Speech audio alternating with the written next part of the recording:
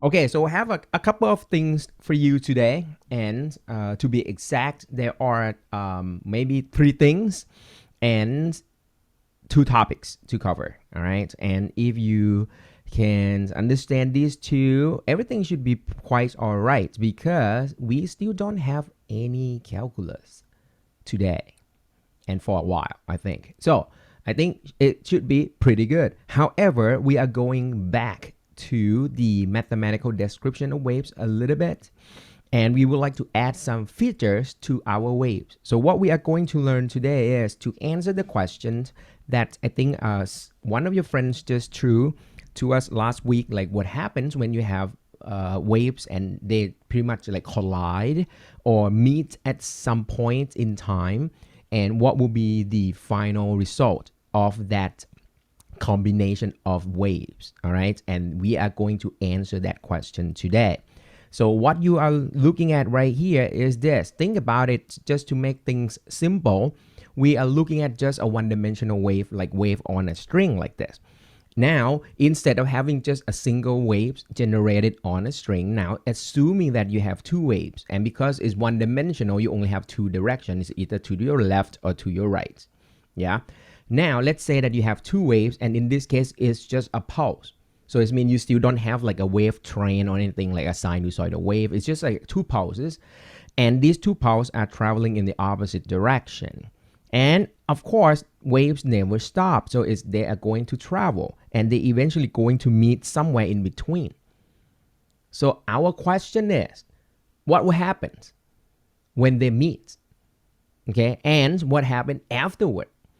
Okay. So because wave never stop, so you can expect that actually eventually wave will just go passing each other by and just move on. However, in the meantime, you can imagine that there must be some sort of like something going on between these two waves. And lucky for us, the concept is super simple. Waves will behave according to a principle called superposition principle, guys. Welcome. Okay. That's it. And the superposition principle is so simple. If you look at the clue over here, it's just the addition of those two waves. So what is it? The conclusion is what we are talking about over here is just the linearity of waves.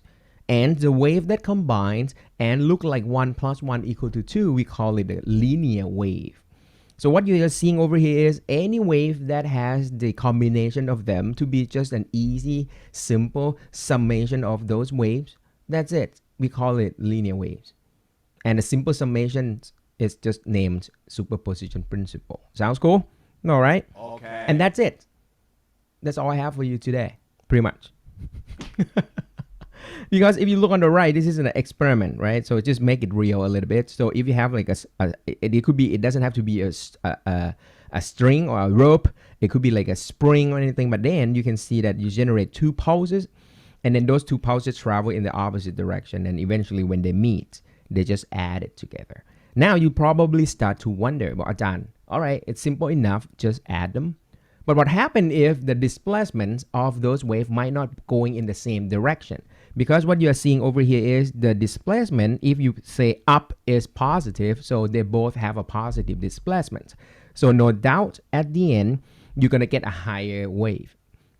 And your intuition is correct. There could be a case where the displacement is just going in the opposite direction between those two waves. And that's no big deal. One could be positive, the other one could be negative displacement.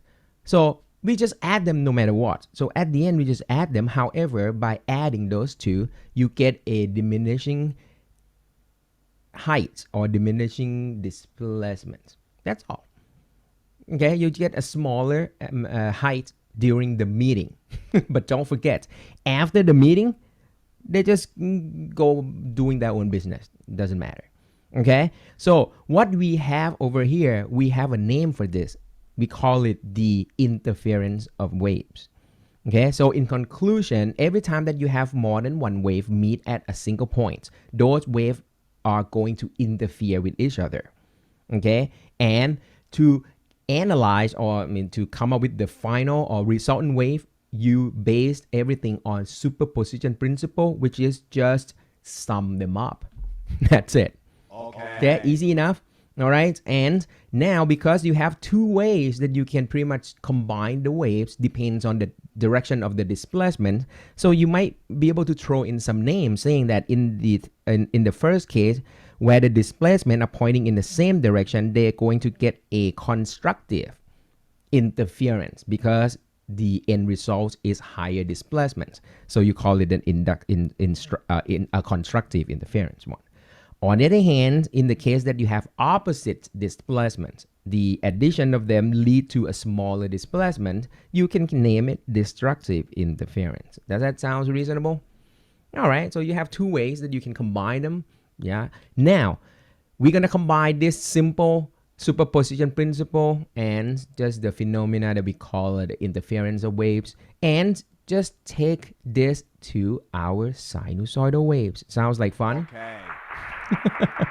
All right, now you start thinking about that. Well, that shouldn't be that bad. So what I'm going to do is, don't forget, I need two waves. Okay, but just to make things easy, I want those two waves to look exactly the same. So everyone knows how to read the waves now, so let's try it. See, let me call it a y1. That's my first wave. This is your amplitude. No big deal. K is 2 pi over lambda. Still remember that. Omega is 2 pi over period or 2 pi frequency. No big deal. If you want to get the velocity or the speed of wave traveling, you can do it's f lambda or it's omega over k. No problem. The sign in between, just saying that if it's a negative sign, it's going in the positive x direction. Cool. Okay. So everyone knows how to read these waves, all right? And the whole function over here give you the displacement of the medium at position x at time t. Cool? Very nice. Now, I want another one that look exactly the same like this. So what I can introduce to you is just like, okay, John, I'm just going to grab one more over here. All right. And I just want to be color coded here. So let me use blue for my Y1 here. So the blue is my Y1. The green is my Y2. But because I want everything to look exactly the same, so as you can see, you have the same A, you have the same K, you have the same omega, same direction. The only thing that you might be able to adjust, just add some additional term, which this gonna give you the different initial phase, right? That's how we interpreted before. But in this case, you can imagine that because over here you don't have any numbers here, but now you have these extra numbers right there. You can say this phi right here will give you the phase difference. Does that make sense? Because you're starting out in a different position. This one start from 0. This one start from phi. So of course they're gonna be separated by this much of the phase anyway. Cool? All right, so this is my whole point. By introducing this extra phi over here, what you have over here is just you have an ability to slide the wave number 2 with respect to the wave number 1 and would like to see the end effect. What is the resultant waves at the end? Sounds cool? All right, let's start with a very simple case. Let's set this phi to be 0. Bam, right there. So that means you have exact same wave on top of each other. Does that make sense? Okay. And that lead you to the case number 1 right here. When you set phi to 0, the blue waves and the green wave are on top of each other. And of course, what is the summation, guys? Of course, 1 plus 1 is equal to 2. You just get the red one at the end. So that's your resultant wave right there. And you are done. Okay. Simple? All right. If you want to do mathematically, you just add these two functions together. That's all I need. All right. But anyway, let's look at another possibility first. So what if we would like to try, okay, I think I can erase this because we're going to play with the phi value. So what if I want to set phi to be, let's say, half a wavelength? That means I want to push the wave half a cycle ahead, or after, it doesn't matter. But you want to push one wave forward or backward half a cycle away. So that means you would like to choose your phi to be 180 degree. Does that make sense? Okay. Okay. One full cycle is 360. You want half a cycle is going to be 180, or in terms of the radian, you say it's pi. So with that, now the blue, whatever the blue is, this is, the blue, start from 0, 0. The green will exactly start from 0, 0, except shifted by half a cycle. So the green will slide off by half a cycle, so it starts going downward. And by looking at these curves, do you know the end result is going to be nothing. Okay. The red one here, the net, is just flat because the blue and the green are perfectly out of sync at all time and everywhere. Does that make sense? Okay. All right, so with this, we have two extreme cases. The first case, those two waves are perfectly in sync. They oscillate up and down exactly at the same rhythm. So we can name this one like an in-phase oscillation. Or, I mean, it's not oscillation here, but I mean, it means it's just those two waves are in phase. When you say in phase, mean those phase are exactly on top of, they are exactly the same phase. So those two waves are on top of each other. Cool? On the other hand, in the second case over here, because they are perfectly out of sync, opposites everywhere, every time, so you get an out of phase condition. Okay, and now you start to wonder, but Ajahn, okay, all right, you have in phase that's perfectly in sync, out of phase that's perfectly out of sync, opposite. What about somewhere in between? So we can play around a little bit and say, but Ajahn, what if I pick phi to be at 60 degrees? So that means you shift the second curve a little bit away from the blue curve by just 60 degrees. So it's like 1/6 of a cycle. So if you look at the blue and the green, in the bottom curve here, you can see, okay, Ajahn, the blue is still the blue, but the green now is being shifted by 60 degrees. What is going to be the summation? You just add them, right? And the addition of these two will lead you to that red curve at the end. Cool? All right. Okay. To describe the red curve perfectly in the mathematical form, all you need to do is just take y1 and the y2 and just add them according to superposition principle. You can see that, yeah?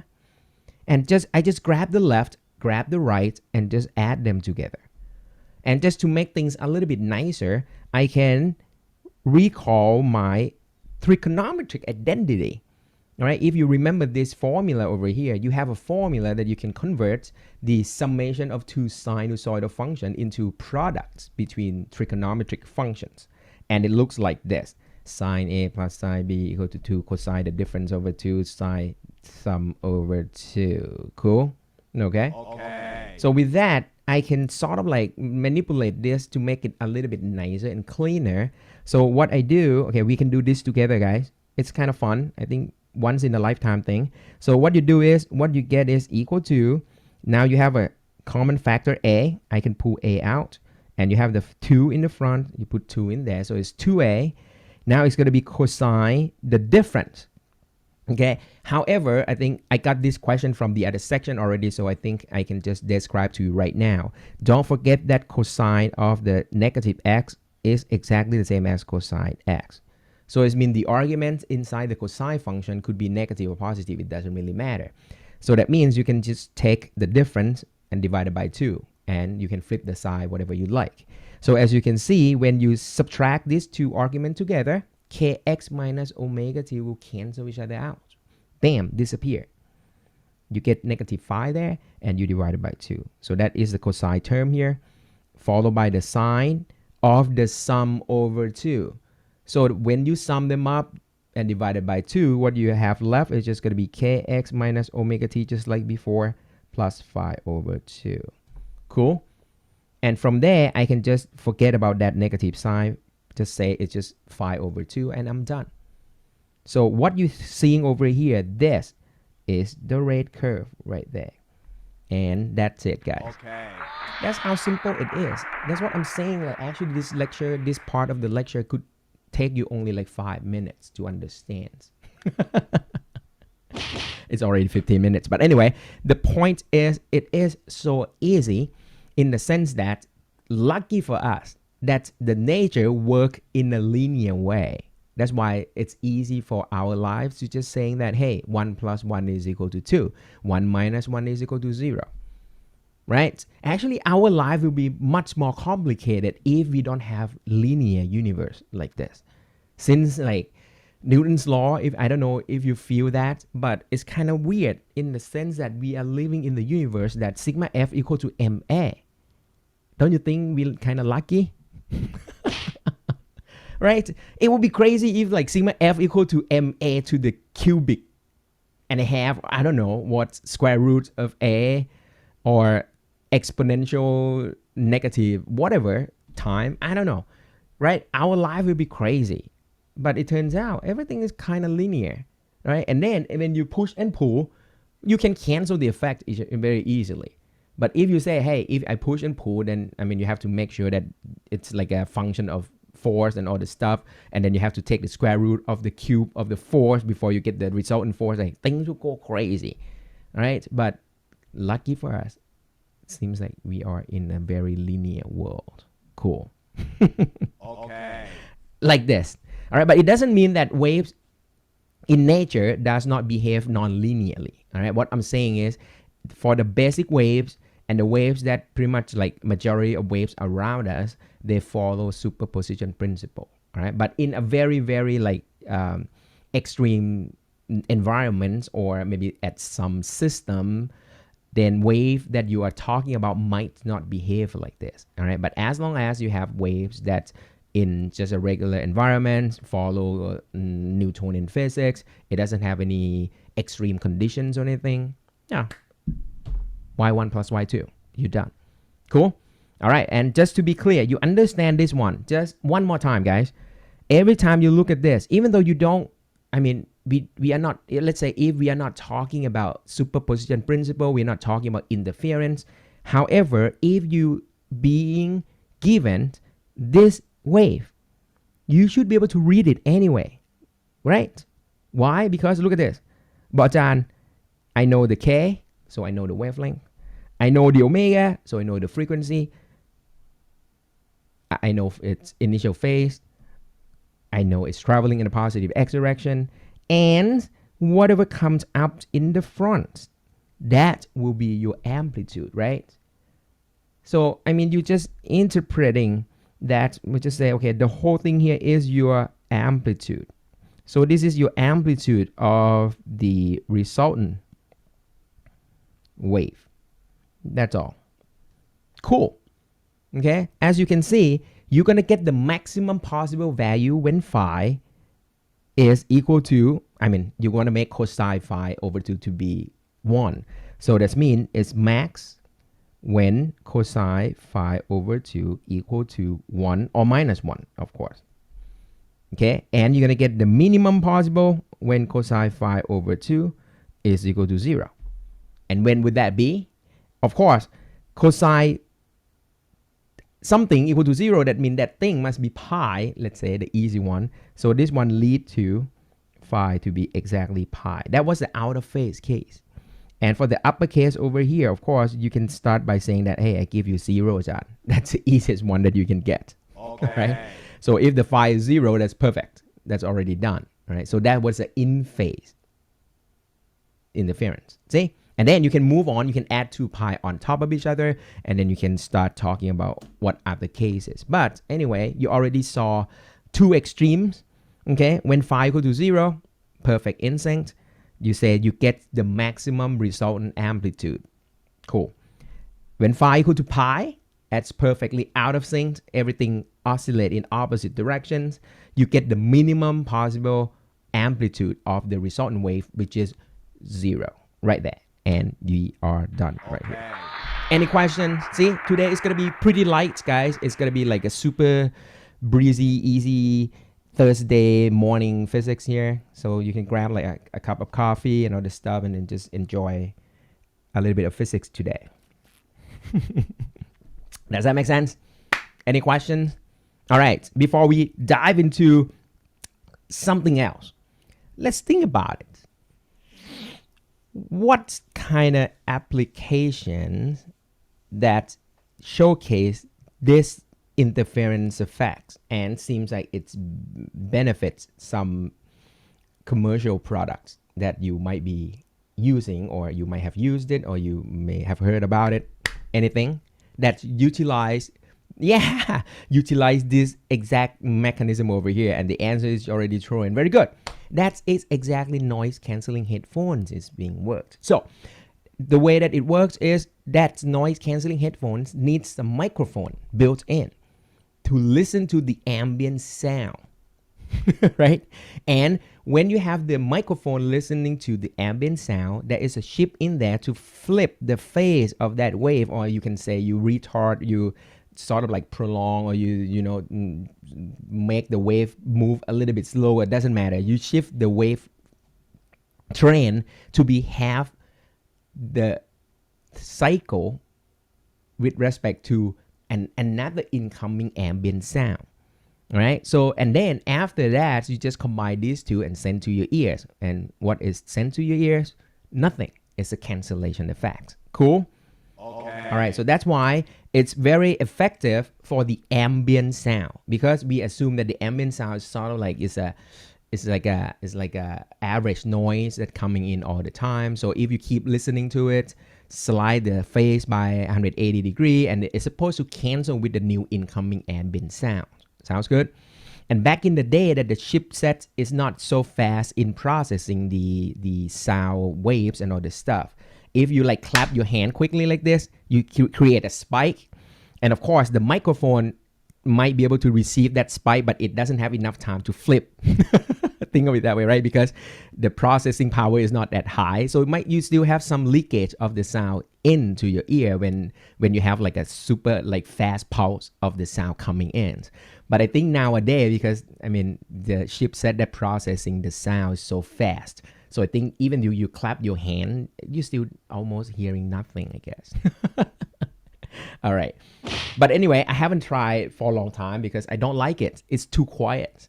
It's just, I think it's peaceful when the first application of this, and I think is like make a sale back in the day that it's launched, was people that's doing the air travel. In the airplane, you have like a humming noise from the engine. And it's kind of like, for someone, it's kind of annoying because you have like in the background all the time, and somebody is sensitive to that noise. So when you have this noise canceling headphone, it's just like, once you put it in, it's just quiet, peaceful. You can do meditation and everything on the plane, something like that. All right, I think Bose was like making a very big name out of this noise canceling headphone and all stuff. All right, but anyway, nowadays, people don't, that depends on your preference. And I think the new product has like a tuning that you can tune the level of cancellation, because some people still need some, environmental sounds to make like feel like you still exist in this world or something. All right, so they're very good. All right, so that's the concept of this one. Does not sort of like confined within just sound. All right, any kind of waves will behave this interference effect. It could be light wave. If it's light, then you can have cancellation, and that will go dark. But for the sound, when they combine, if they cancel, it's going to be quiet. If they constructively interfere, it's going to get loud. And that is the next experiment right here. So we're going to take a look at the interference of sound waves. However, you think about it. Well, everything seems to depend on the phi. And that phi was just give you the phase difference, right? Because that was the difference between those two waves. And then you probably start thinking, in reality, how can we measure the phi? Right? It's like, what kind of instruments that you use to measure the phi? So that's why in reality, you don't do that. You need something else. And then you convert that into the phase difference if you prefer. And this is the kind of experiments that sort of like showcase what I'm talking about right here. So measuring phi is kind of weird, but measuring distance is very doable. You just need like a measuring tape or a meter stick or whatever. So think about this. If you have a speaker, the reason that you have only a single speaker because you just want to guarantee that the sound coming out is just like a single source. So it doesn't have any, funny business going on with the crazy waves of sound. And then you split them into two paths. So you put one in the bottom path, and then you put the other on the upper path. If you look carefully over here, the bottom path, let's say it's just a tube. Direct the sound to the receiver's ears. So observers can just listen to the sound there. But then in the lower path, the sound has to travel with a distance r1. No problem. Then the upper path, there is an adjustable tube over there. So this means it seems like this allows you to adjust the distance r2. All right. You want to play around with the distance that sound travel. So you have another path up there. Let's call it r2. So of course, when you adjust it, it means that the waves from these two paths will eventually reach the receiver with a little bit of difference in position, right? Because you can adjust that tube a little bit.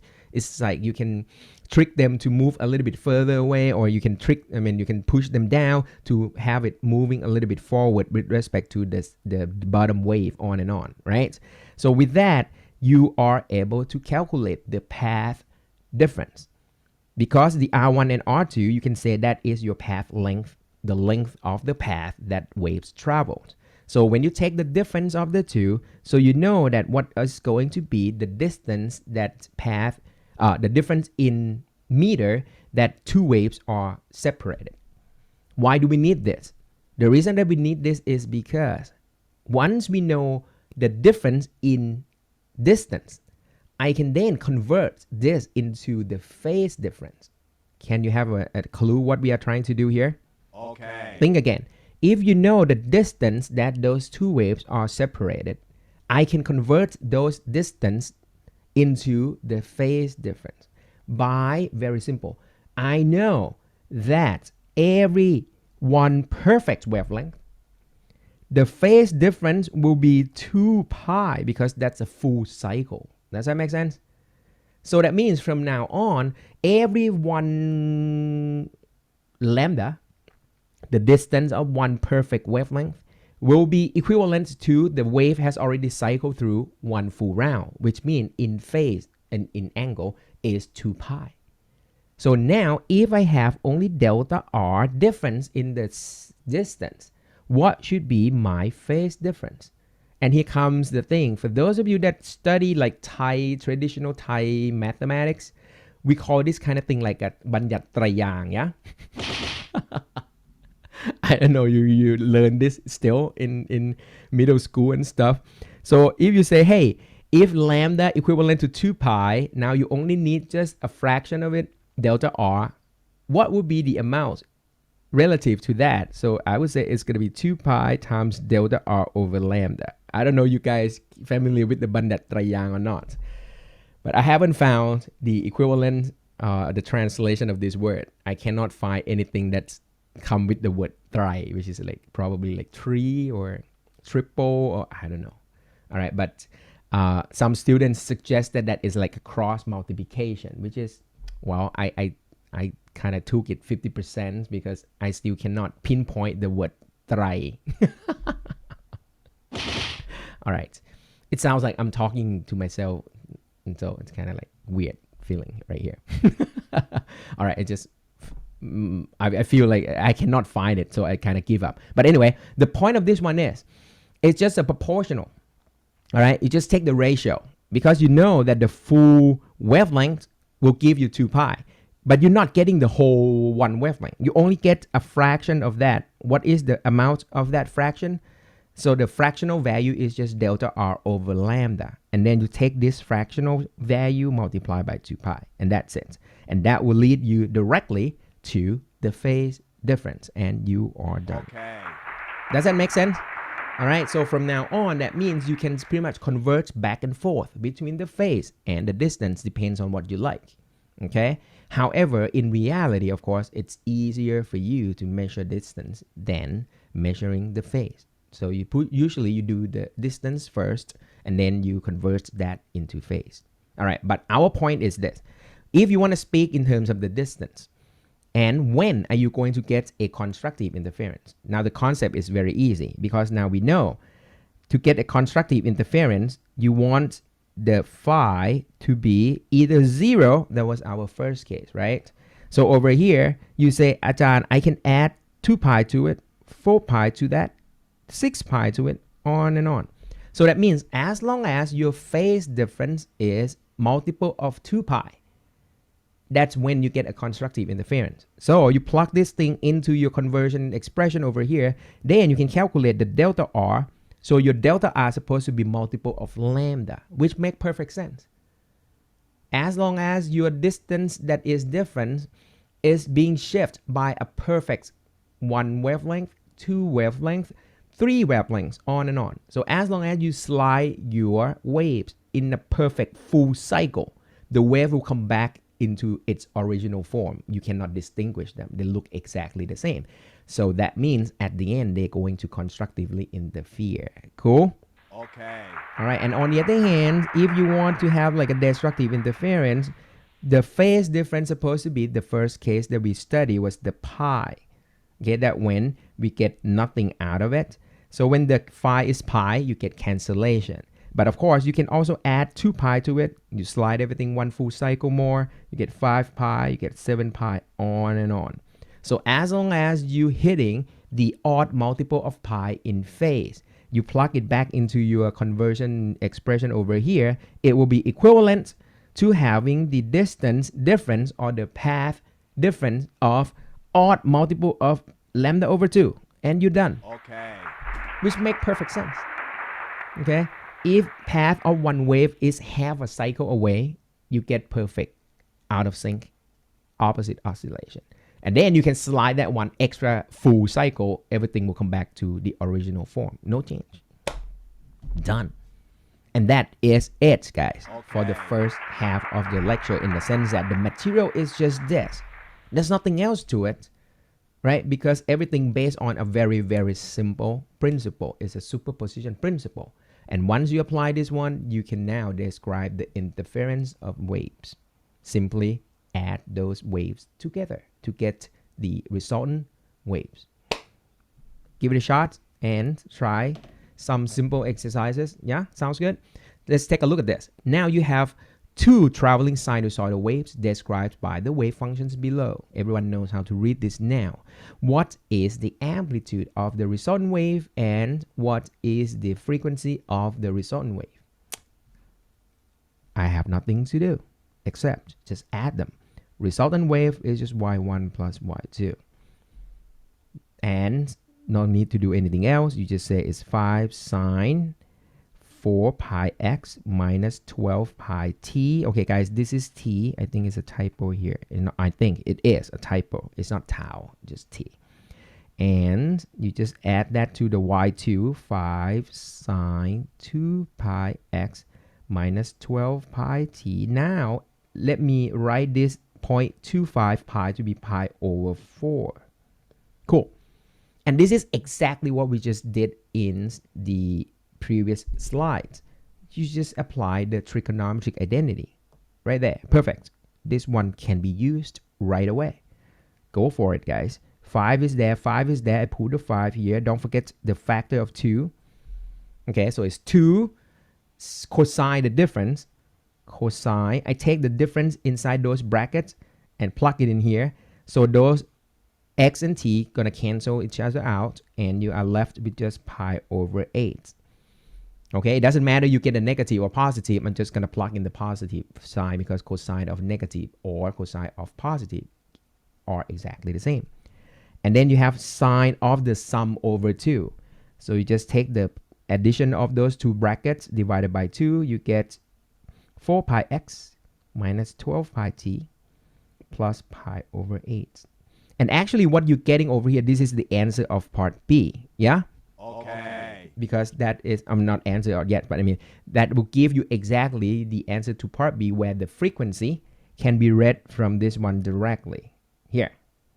Still remember this? No, don't need to remember now. I think everyone knows how to read this. Is omega. Whatever come up in the front of t, that is your omega, and the omega is 2 pi f, and 2 pi f is 12 pi in this case.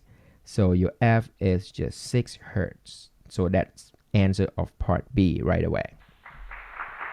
All right, and what about part A? What is the amplitude? We just discussed that. Whatever come up in front of that sine kx minus omega t plus phi will be your amplitude of waves. So this whole thing, this is your amplitude. So it's 10 cosine pi over 8. And that is your answer for part A. You are done. Okay. อาจารย์ครับ y2 is negative pi over 4. Thank you. I just want to check like you guys still with me or not, you know, saying, yeah. No. Sorry, my bad. Thank you very much. All right, guys. Okay. All right, but that doesn't hurt much, I guess. I hope. Sorry. There you go. Is it better now? I think. I'm just double checking. Okay, very good. Thank you. Okay. Oh, yeah. Thank you. All right, guys. So this is easy one. So from now on, don't be afraid. All right. When you have, even though we are looking at just 2 waves, but in the future, if you have 3 waves, 4 waves, 5 waves, 10 waves, whatever, just throw them into the mix and just add them all together. And that's it. You get the resultant wave as you want to calculate. Now, let's try the next one. Is a little bit interesting in the sense that now that will lead you to more realistic case. Actually, if we study this in on campus in class in our classroom, then we can actually try this experiment in the classroom. It's kind of funny. It's gonna sound something is kind of weird. So let's take a look at the scenario here. You have a pair of speakers. It's placed 3 meters apart, and they are driven by the same oscillator. So in a classroom, then I'm just gonna plug it into the wave generator as an app that you can download into your phone, and just oscillate, give you the single frequency sound. Let's say, so you have a listener is originally at point O, right there in the middle, which is located 8 meters away from the center.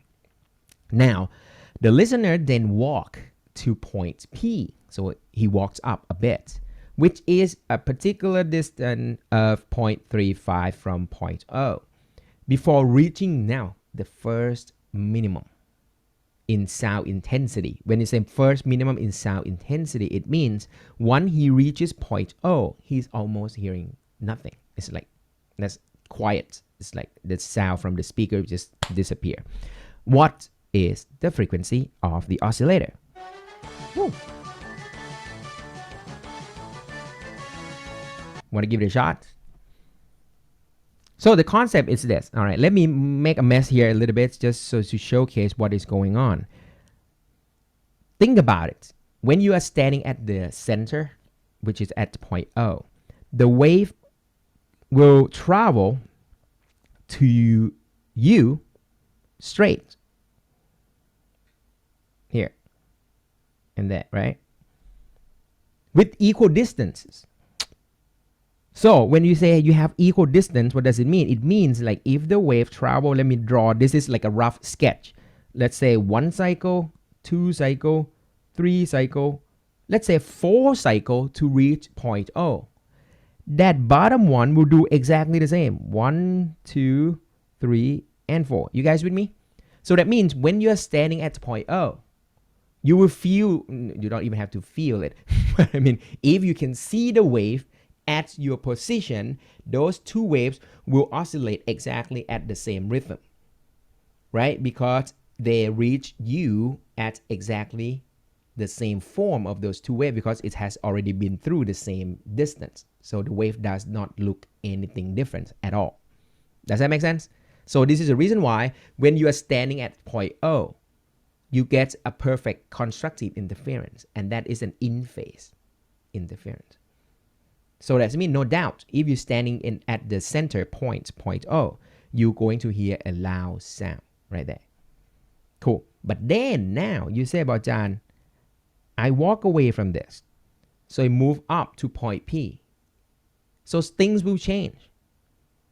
Because now the distance that the sound travel to point P from the upper speaker, R1, is going to be different from the R2. So now you shifted your wave a little bit because you move away. So the wave coming from upper and lower speaker will travel at a different distances already. You just want to know what is the path difference. Does that make sense? But the key point is very easy. Because you know R2 and R1 is going to be some number, they are different now. But then the clue is you have reached the first minimum at point O. So what is this clue is telling you? It's saying that the path difference over here must be exactly half the cycle. You guys with me here? Cool? Okay. Because that's the first time that you hear nothing. When I say first time, what does it mean? It means what you can do is I can keep walking. Let's say to point O, P, Q then. So when I walk up further, it will be a loud sound again. And why would that be? The reason for that is because if you're standing at point Q, it will be the case where the R2 and R1 are separated by a perfect one full wavelength, and the wave will come back and look identical again to you at point Q. See? Okay. And if you keep walking, you can. What you get is, let's say, go to point M. Now the distance from two waves, of course, will change, but then you will reach the point where R2 and R1 are separated by now one wavelength and a half. With me? So it means you slide away from that lambda over 2 by one more round. So that means at point M, the sound will become quiet again. And this thing will just keep alternating if you just keep walking up. So you're going to hear a loud sound, and it's going to get a little bit quieter until you hear nothing. And it's going to get a little bit louder, and then the loudest, and then you come down again. Up and down like this. All right. So this is the thing that you can actually do in class. So if in front of the classroom, I have two speakers, I send in the single frequency sound, have it generated through the speakers. For those students that sit right at the center will hear loud sound. Those students that sit a little bit away from that will hear different intensity. But I mean, you can move your head around and you can feel that the sound intensity will change depends on your position. You start from the loudest at the center, and then when you move your head away from it, it's get a little bit quieter, and then it just go pretty quiet, and then we can just go up and again. Cool? Okay. All right, so I hope you see the whole scenario over here. Everything just based on interference of waves and the condition when you're going to hit constructive interference, when are you going to hit destructive interference, and that's it. In our case, is our first minimum. So this means you hit the first case possible of the minimum, which means the path difference is just half the wavelength. And if you can solve this one, you know the lambda. Let's do it. What is R2?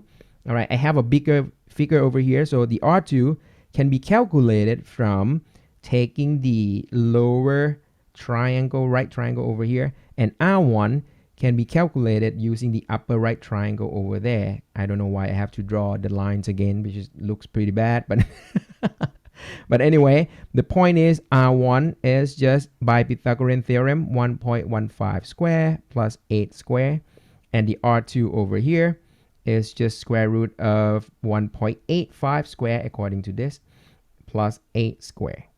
All right, so now from here you can calculate R2 and R1. So you just plug it back in here. So your lambda is going to be twice those R2 minus R1. And once you know the lambda, you can calculate the frequency by taking the fifth speed of sound, which we usually take like 350 meter per second divided by the lambda that you just got right here. And you are done. Okay. Cool? All right, guys. So I hope I confirmed I have already confirmed that whatever we are studying in the first half of this lecture is, I think it's easy enough, right? It's purely algebra of trigonometric functions, all right? And lucky for us, we have linear waves and we have a simple superposition principle. So from now on, you know how to treat interference of waves. And that's it, guys, for the first half. Alrighty. All right, but anyway, not done yet. We still have a couple of things. I mean, one more thing that is very interesting after the break. All right, and we're going to do another kind of interference, and it will lead you to another very interesting phenomena right after the break. See you in a bit, guys. Take a break right now. All right, guys. So the next stuff, as you can see, we have only like 4 slides left for us. And I think this topic, I didn't do a good job yesterday because of technical problems with my devices and all this stuff. But anyway, the next thing that I would like to talk to you is this. All right, so you have to keep a little bit of open-minded because it looks simple, and the textbook actually explained this one in a simple way. However, in reality, there is sort of like there are complications that's sort of like behind the scenes. However, once again, it's just like any other subjects that we have learned. Usually we just only pick like maybe the majority of the material to study, and it's already can display the main behavior of everything, and then we just sort of like be content with that. All right, we think of it like we do some approximation, or we can just get rid of a little bit of tiny stuff that we can ignore. So this is exactly the same thing that is about to happen. The logic from the textbook is very simple. What you think in this case is we already saw the case where 2 waves are traveling and they try to combine. You got the interference effect. And we already saw that every time that waves, more than 1 waves, meet at a single point, they just linearly combine. So the next thing that we can think of is instead of having 2 waves traveling in the same direction and interfere, what if they are going in the opposite direction and interfere? What will be happening here? Sounds cool? Okay. And it's going to be a lot of fun in the sense that they might be showing something that is very intriguing, I think. And that is actually the case. So I'm going to take you through that right now. Okay, and just think simple way that Ajahn, I have once again the y1, which is given the amplitude. I have put a psi function to it. You know the wavelength, so you know the k. I have this one traveling to my right hand side, so I put the negative sign there. And let me start everything from 0, 0. So that's it. That's my first wave. Why not? And then I just send in the second wave. But now, same amplitude, same wavelength, same frequency, but I want this one to move in the opposite direction, so I put the positive sign there. See, that's a simple setup. And I want these 2 trains of wave just pass each other by, so go for it. So I'm just gonna get to the net final resultant wave to be just y1 plus y2. And using the exact same trigonometric identity, psi plus psi equal to 2 cosine of the difference over 2 and the sine of the sum over 2, on and on. So what you get is going to be 2a. All right, now follow carefully here. Cosine term followed by the difference over 2. But when you take the difference over 2, look at that carefully. The kx will cancel. You're going to get the cancellation of the kx term. You only left with just the omega t. You left with 2 of that. Divided by 2, you get back the omega. So that is the omega t. Cool. Nice. The psi term followed by the summation of the 2 divided by 2, right? I mean the sum of the 2 divided by 2, sum of the 2, yeah. The sum divided by 2. So you just take those 2 arguments, add together, the omega t terms will get cancelled. You only left with just the 2kx divided by 2, you get kx down here. Done. Okay. That's it. From the perspective of just having 2 waves meet at one point, that's it. You done. What do you see?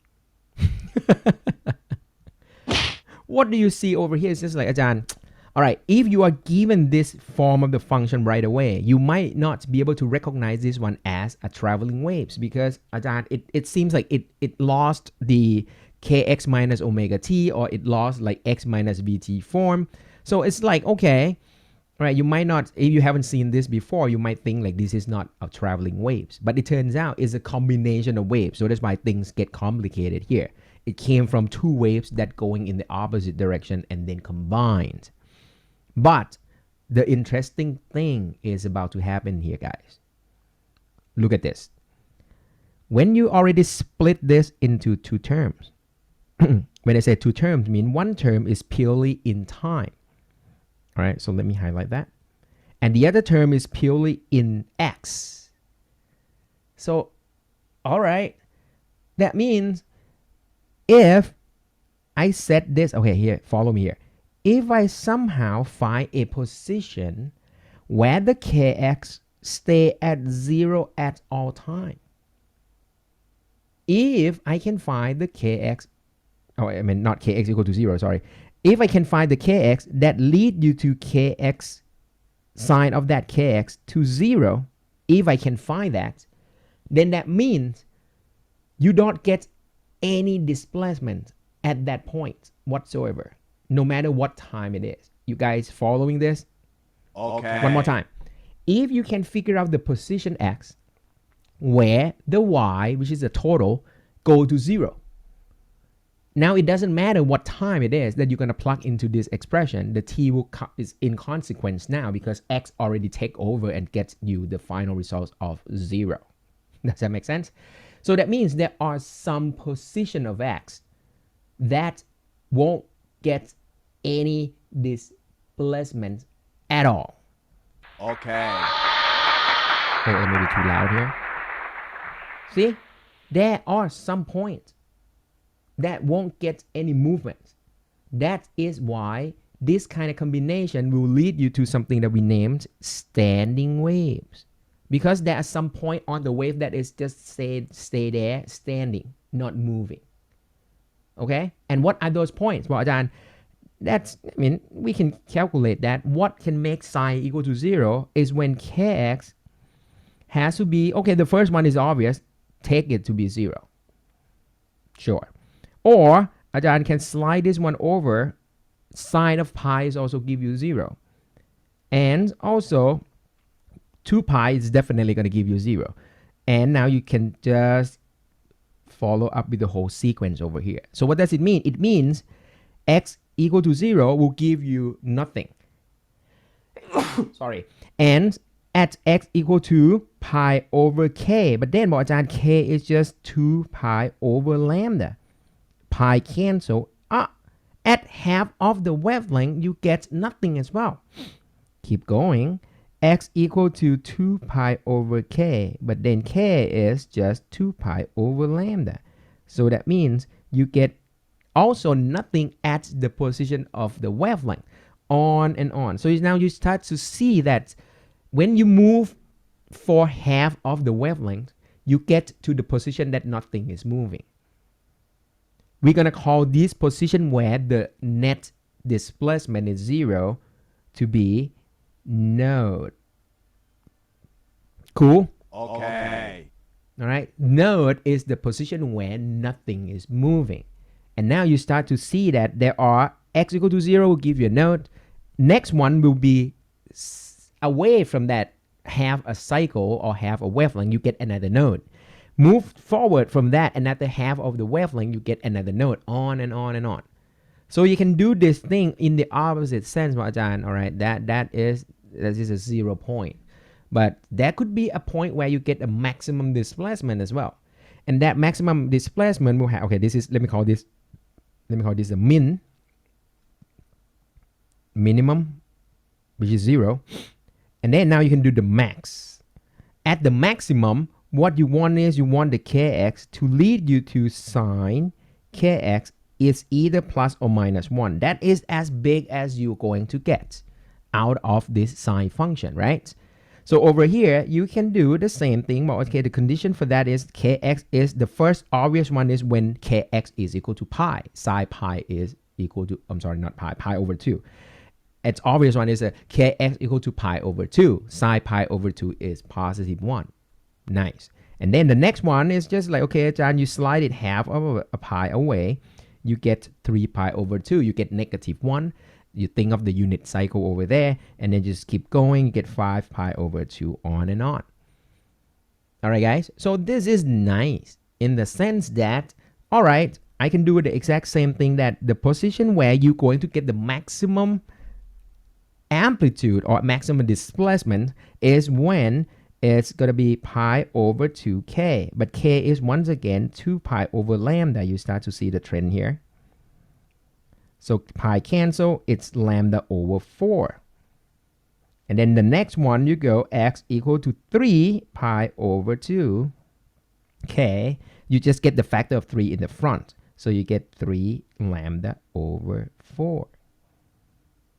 Does that make sense? Keep going. On and on and on.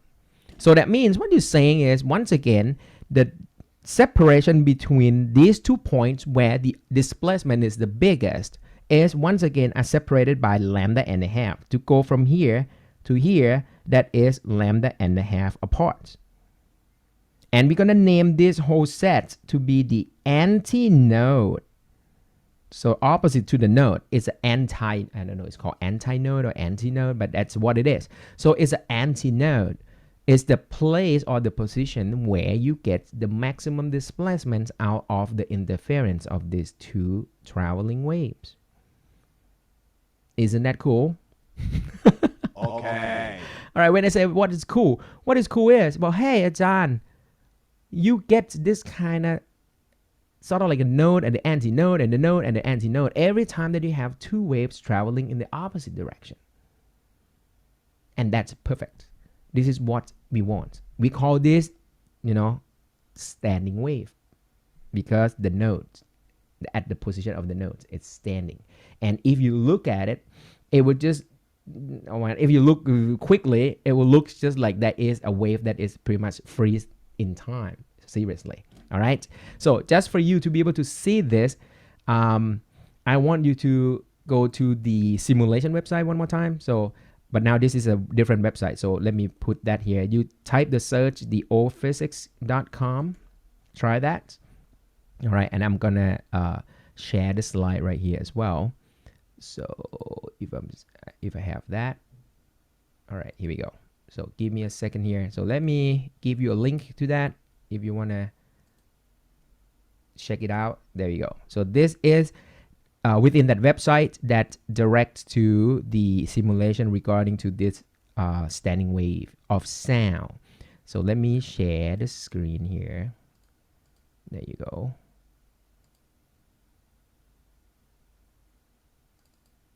All right, you guys see this already? So let's start from this. So let me clear things up here. So this is the experiment with sound.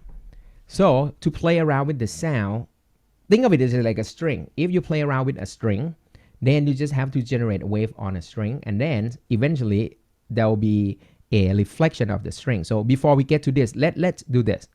If you come into this page, you can actually look up a little bit and here, click on the standing waves first before get to the sound. When you look at the standing waves, this is going to be the standing wave. You can imagine that this is a standing wave on a string. Okay, because on the left end of this one is fixed, the right end is fixed, and then you generate a wave. Okay, so, and once again, this simulation is so good in a sense that this is one, let's say the length, this is the length, and the mathematics of no matter it's a transverse wave or it's a longitudinal wave, they are using the same mathematics, right? Remember that, right? We said that. So if you talking about the string, it's gonna look like this. And this is exactly what happened like when you play like a string instrument, like a guitar or bass or whatever, and then you plug on the string and then the string will vibrate up and down. But then this is one of possibility there, because in reality, you might have this simple one.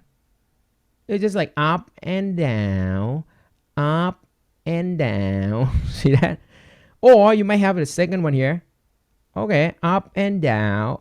Or may have a third one here, up and down. See that? So what you're seeing over here is, if you blur your eyes a little bit and look at this one for a little bit, and then imagine that this movement is super quick, it will look just like there is like a lump of stuff, like a loop, right? You have like a loop showing up in front of your face. And if you look at the position here when I place the mouse right there, you see that? That is the node. Cool? Okay. Next one here, I place the mouse right there. That is the node, because you can see that the string at that point does not move. And of course, if you look at the left end of this one, that's definitely the node. The right end is definitely the node. So you can imagine that the node to the node, I can pause this one, bam. From displacement, from the left node to the next node, that is half the wavelength apart. Cool? Okay. Because you guys know, if you follow my mouse here, that's go down, up, and down. That's one complete wavelength. So as you can see, one complete wavelength here, but then the nodes on the left and the node in the second one, that's separated by half a wavelength. Exactly just like our mathematics there. So that means, as you can see, if I play around with this one is going to be the easiest possibility that I can create a standing wave inside this setup here. Which means I just said the left end has to be the node. That's guaranteed because that's the string attached to the wall. The right end also is a node. And there's no nodes in between. And that's it. So you know the distance from these nodes, left one to the right one, has to be separated by half a wavelength. And that's why it shows up right here. Bam, bam, bam, bam, bam, bam. Right there is the length of the string is half the wavelength. And we call this a standing wave. Okay. It looks like it's standing because it doesn't feel like anything is traveling. It feels like things just move up and down, up and down. It's easier to see when you look at the higher frequency case. So as you can see, the only thing that you need to fix is the left end has to be the node, the right end has to be the node, because those are the positions where strings cannot be moved. But then now you squeeze in another possibility that you put in the extra node in between. That is still satisfy the whole mathematics that we have. So that means the distance between two nodes are still half the wavelength. Cool? And you are getting another kind of node, another kind of standing waves to the third one. And actually you can go to the fourth, to the fifth, to the on and on and on. So now I hope you understand what the standing wave is, and then you understand that inside a single setup, there are many possibilities of the standing waves to be generated in a system. Isn't that cool? All right, and now this is wave on a string. So let me turn our attention to the air column. What? I don't know how to use this one. I have problem before. Here we go. All right, this is nice too. I should have used this one instead of the other one. All right, here we go. So if you look at the air column over here, and this is exactly what we just learned in our slide. So if you look at this one, actually this is a better one. All right, so if you look at this one then, so look at that. See? Even though this is not real, because everyone knows air is longitudinal wave. It's not longitudinal, but we prefer this explanation because it's coincide with our sinusoidal function that we can plot on an XY axis. But in reality, it looks like this. It's more like that. See, that's a longitudinal wave. All right, but the good thing about this one is it's an open-ended air column. So it means those two ends are open. So when there's those two are open, it means the air molecule can travel the biggest possible. So that's why we are going to assign the antinode at the left and the right ends of the air column. So let me overlay the longitudinal and the transverse representation on the same simulation over here. So I hope you see the, I would say it's an equivalent explanation of the waves, all right? But the key is, as you can see, on the left ends of the tube and the right end of the tube, those are two positions where the traveling is the biggest. So that's what I'm saying, that we can assign the antinodes to both ends. All right, so it's gonna look something like this, see? All right, and of course, now we know the distance between two antinodes is half the wavelength. So now we can conclude right here, map, right there, that's the length of the tube is exactly half the wavelength. And now imagine that if this oscillation goes super quick, it will look exactly just like the figure in our slides. Cool? Okay. I hope this helps. And once again, the only conditions that you need is just the left ends and the right ends are antinodes. And now you can fit in more than one node in between. This one, the node is in between. See where the mouse is? That's a location where node displacement. See? air does not move at that point. Once again, let me highlight that. If I'm standing at the point where the mouse is, that air molecule will not move. That's a standing wave. But then,บอกอาจารย์ I can fit more into it. So let's look at other frequency possible. So I can change the wavelength as long as I keep my left and the right ends of the tube to be my antinode. Everything is fine. So now I squeeze in two nodes in between, one on the position of the mouse right here, that's left node, and I can add another node here on the right. And now I know, hey, the distance between the nodes must be half the wavelength. So I can say, okay, I can count on it. The left end is antinode to the node is quarter of a lambda. So now the whole length of this tube will be perfectly one wavelength. On and on and on. So that means just by fitting the shape of the standing wave inside an air column like this, you will be able to match the wavelength that you put into this air column and the length of the tube or the air column itself. I can squeeze more in if I want. Here we go. See, the only conditions that I have to fix is the left end of the tube and the right end of the tube has to be antinode. And actually I can do more, on and on. All right, and once again, I can do this oscillation over here. And even better, I can do pressure variation, but that's confusing. Okay, don't worry. Here we go. Bam, bam, bam, bam. So if you are standing at those nodes, those will be the location where the air molecule does not move at all. So cool. So cool. Okay. All right. And now let me try one last setup. What if I have, I don't even know how to do this thing. This is what it is. Okay, I have to click on the harmonics first. Here we go, guys. So let me get rid of that first. Let's say that is a closed end air column. So closed end mean one closed, one open. You need one open to send in the sound.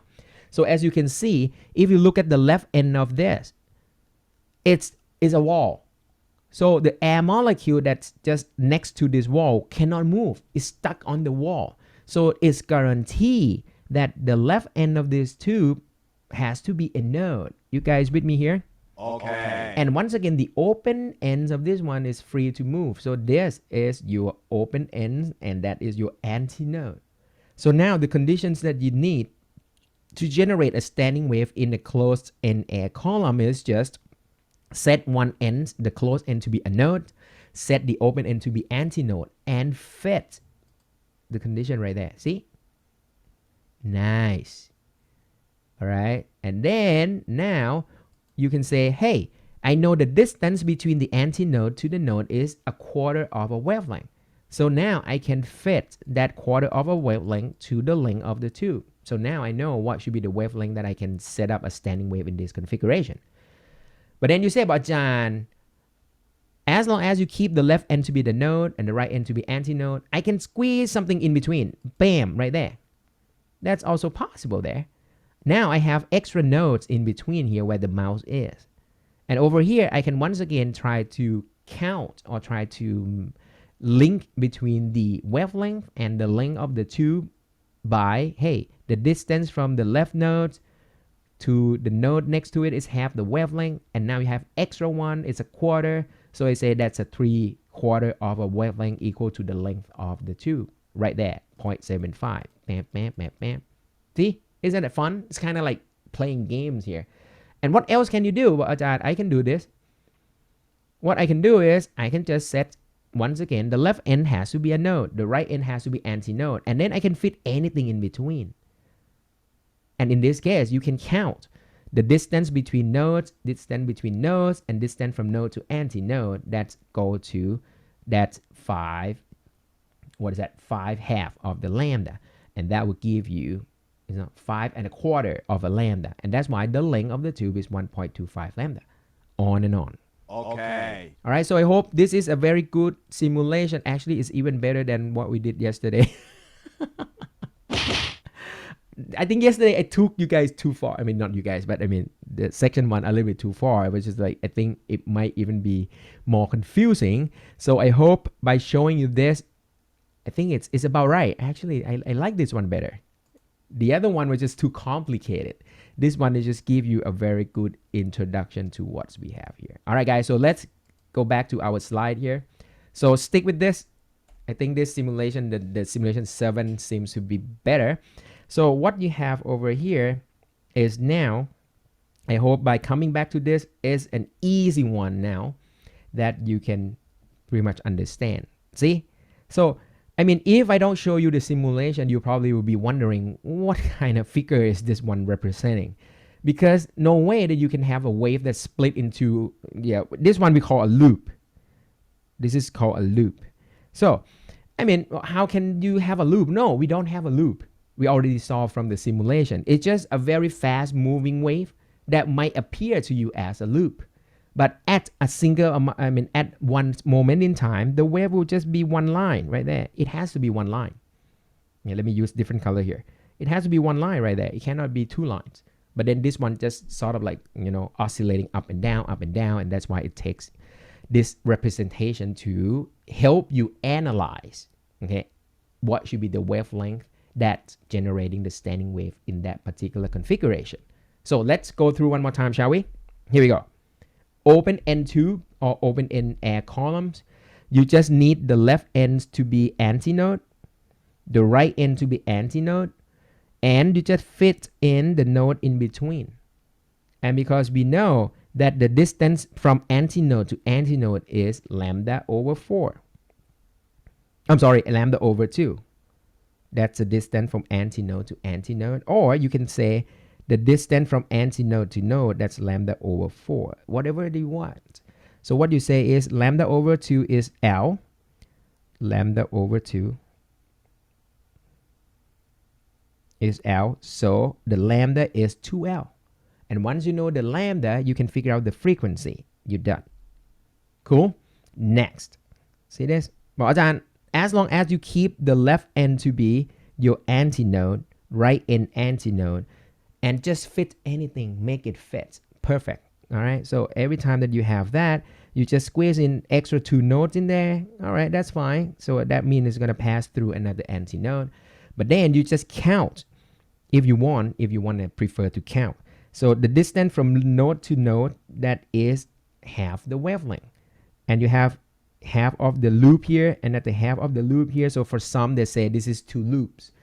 Or if you prefer, well, I can still picture this one is a complete wave here. See? You start from here and you go down and then you go back up to this. This is one complete round. It's one full wavelength over here. So what you have for this particular case is you say lambda is equal to the length of the air column itself. So that's it. And once you know the lambda, you can figure out the frequency. Nice. Okay. And then this process just keep going and going and going. So all you need to do is just like playing games. Just for fun. If you want to draw how far can you go? You can go as far as you want. I can go like crazy one, like as long as I start from antinode and I can and then end with the antinode. That will do. That will do. There we go. All right. So that's just saying that the key component of this standing wave generation is you have to coincide, or you have to fit the conditions at 2 ends of the air columns. That's what you need. Okay, it's kind of understandable a little bit, I hope. All right, even though it might not be super clear in terms of how to analyze this one, it might take you a little bit of time to go back and take a look at this. But this is how we represent the standing wave in an air column or in a string, and then come up with the relationship between the wavelength generated and the length of the system. Okay, try again. Next one here. See? So I know how to play around with this now because I know I require the open end to be antinode because that's the place where oscillation can occur the maximum. And at the wall, it has to be a node. So the way that I can fit my perfect curve in here is the distance from antinode to node must be lambda over 4. So I can say right away, lambda over 4 must be the length of my tube. And from there you go. I get my wavelength to be 4. Lambda over 4 is the length of the tube, so the wavelength is 4L. Cool. And once you know the wavelength, you can calculate frequency. Same thing with the next one here. As long as you keep the open end to be antinode, the closed end to be your node, now you can fit anything in it as long as it fits the conditions. So over here, I can squeeze in one more node in between. And what you can see is now, if you think in terms of a loop, it's one loop and a half. So it's 1.5 loop if you want. Yeah, or, I mean, for those of you that don't like the loop thing, don't worry about it. We know that this must be half the wavelength. And this must be a quarter of a wavelength. So it's actually the length of the tube is equal to 3/4 of a wavelength. Isn't that cool? All right. Okay. So with that, then your lambda is going to be 3L/3. Knowing the lambda, we'll know the frequency put in there. Right? Nice. And now you can just keep going and going and going. So those are variation of possible standing wave that you can generate from this type of air column. And well, it might sound like, what are you doing here? What is the point? The point is this: why you only care about this setup? That is the question that I try to answer, right? Because for those of you that's just wondering about that, why do we only care about this, like whatever the loop that you can fit in, or antinode to the node, node to the antinode? The reason is this. Now, this is the complicated part. And I try to answer this one for you if it works. All right. Stick with me here, guys. I want to go back to my simulation here. And now we would like to go to that simulation that I sent you the link before. That's number 10 there. All right. So you guys go with me here. Waves. Now air column resonance here. Okay. Here is the complications. In reality, okay? I mean, okay, if you can send in the sound and you want to match the conditions that we sort of set, like, okay, antinode here, node there, that's fine. But in reality, you probably cannot match right away. You probably want to just like throw in whatever you want, right? So look at this one here. You have an open end on the left, closed end on the right. And now I'm just gonna send in some crazy sound on in there. Just like think of it like a multi-wavelength sound, whatever, inside the tube. Or I'm think of it like I'm just generating like a movement of the air inside this air column here. Now, so this means I'm generating sound wave in the tube. Okay? The upper one is the analysis of what is going on with the sound waves inside this air column. The bottom one is the resultant wave. So if you want to look at the net result, look at the bottom tube there. That's the summation of everything. When I say the summation of everything, think about this, guys. Now go back to the upper figure. I send in the sound. The sound hit the end of the air column. It has to reflect. So now I'm going to show you there must be a reflection there. And that's exactly what we just analyzed in our class. See, this is what we want. Two waves traveling in the opposite direction is going to generate a standing wave if the condition is fit with what we love to see. Left end is an antinode, right end is is a node, right?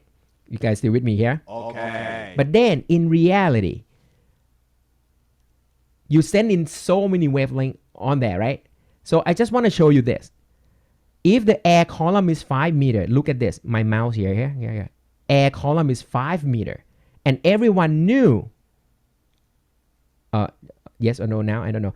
How many wavelengths I fit in there that should give me the standing wave, guys? Think about it a little bit. How much or what is the wavelength? If I fit in there, you can refer to the slide a little bit. What should be the wavelength that I put in there and it still give me the standing wave? Anyone want to try?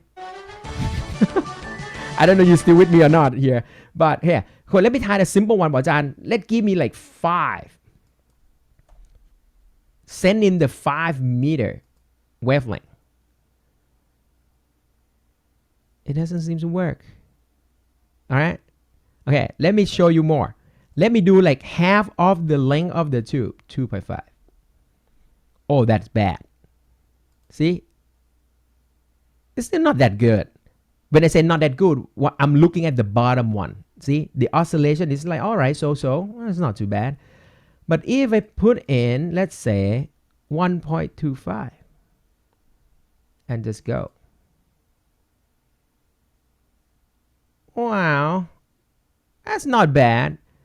Yeah, you still see some oscillation there, right? And then now let me try some crazy number. Let me put like 2, I don't know, out of nowhere. I still see a little bit there. And then let me change it. So that means I can vary the wavelength that is supposed to be running inside this tube. You can see that there are some value that give me almost nothing here. Oh, there's still something here. Sorry. All right, but then I can pretty much go to, and then there will be some wavelength that will give, okay, this is not so obvious, but I'll try. Okay, I think the problem is my air column is too long. So let me shorten it down to, let's say 1 meter. If I can do that, that might help. There, okay, oh, that's maybe too small. Okay, 2 meter, there you go. All right, so over here. So what I can do is, if I send in the 2, exactly, the wavelength is exactly the length of the tube. See what happened here, right? Okay, that's fine. That's not bad. That's not bad. But then if I go double of that, 4 meter, run. Not bad. I don't know you're having fun with this, but I mean, you can play around with it yourself. I can do with 8. Whoa, see the difference here? When you get the 8, see, this is exactly the waveform that we love. You have the node on the right, the antinode on the left. And look at the amplitude of oscillation. Isn't that huge? Okay. I don't know if you're with me or not. But as you can see, you have to pick the right wavelength for the interference to give you a very big interference or the big resultant waves. If you pick other wavelength, yeah, I can do like, okay, I'll just pick up like some number. Well, all right, this is not bad, but not as big as when you pick 8. If I go 5, oh, this is not a lot. All right, so the 5 doesn't seem to work a lot here. And then I can go 4.4, crazy number. See, so that's why what I'm saying here is, if you would like to listen to the sound coming out from this air column, what kind of frequency of sound that you should hear? Of course, you're going to hear this one the most, because this wavelength of 8 meter will have the largest combined amplitude. So that means if you generate crazy amount of sound inside this air column, the air column will just show out, or I mean sort of like give off the sound that has the largest intensity, or the one that you can hear the most is going to be at this wavelength right here, 8 meter. I don't know does that make sense or not, but I'm going to make some sense right now. Here, if you try it, I have a straw here. You can play around with this. And if you blow winds inside this straw over here, blow some air in it, you will hear it generates sound. And straw, of course, if you put it in the air like this, is the open end tube. It's open end in the top, open end in the bottom. But you can also dip this in the water or in your coffee and you blow it. See, different wavelength. And that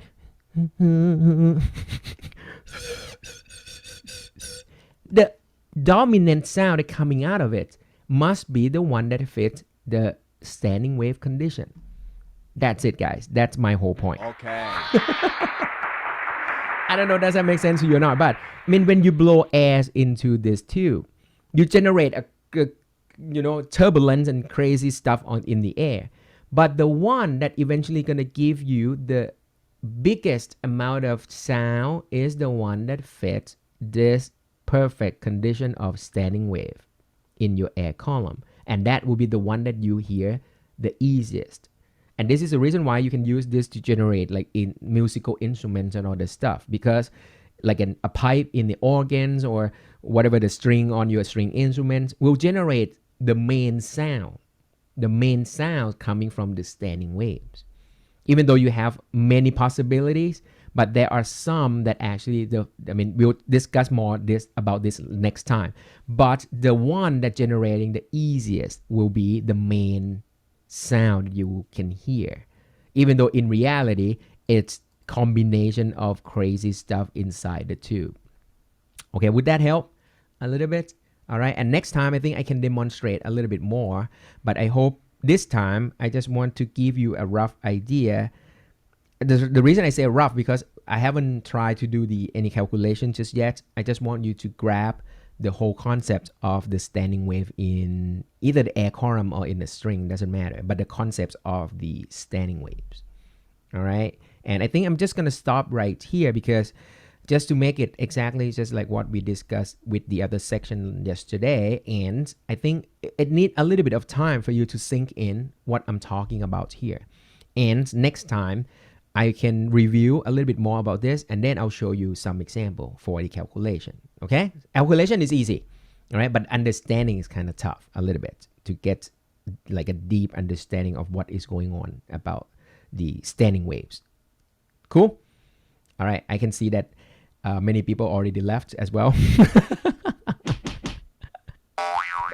All right, guys, so I hope this gives you I would say this is a complete picture of standing wave in either the air column or in a string, but we'll leave the examples, the calculations, and maybe some demonstrations for next time. Sounds good? All right, guys, so any questions?